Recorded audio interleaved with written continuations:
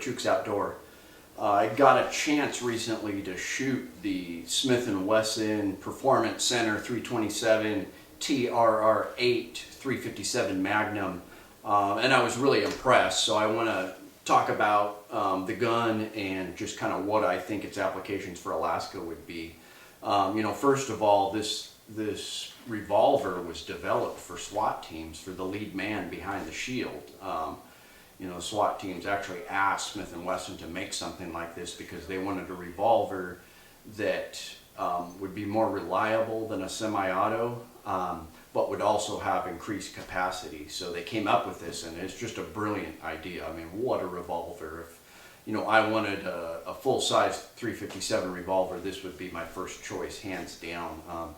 Obviously, the 8-shot capacity makes it just awesome. I mean, it's a lot of 1911s carry 8 shots, but now you've got the reliability of a revolver. The scandium frame, it was really light. It felt really good to shoot, especially with 38 special loads. So it was hardly any recoil at all. But even the 357 rounds were okay in the light frame. And the rails. Now this model that I shot didn't have the attached rails, but you can get a rail for the bottom. I'd probably want one for the bottom, not as much the top. The sights were really good, adjustable sights. Had the gold bead in the front. Nice finish. Some of the models get the big M&P, and people don't like that. It doesn't bother me that much. It's all black anyways.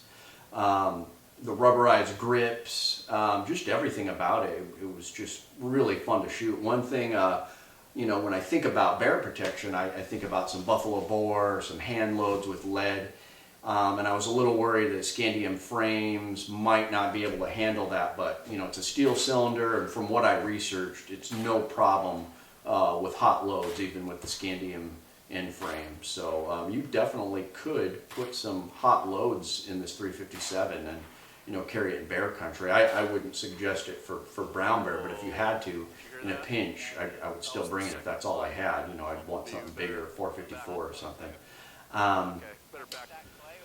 So yeah, it's just a great revolver. Some people have had some reliability issues with light hammer strikes, and it can be adjusted for that. And we experienced a little bit with this one, so definitely tweak it, but just being able to have 8 shots of heavy 357 Magnum is incredible.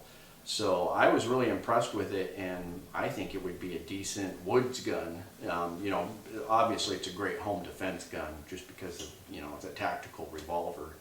But yeah, you just can't go wrong with this revolver. So let me know what you guys think. TRR8.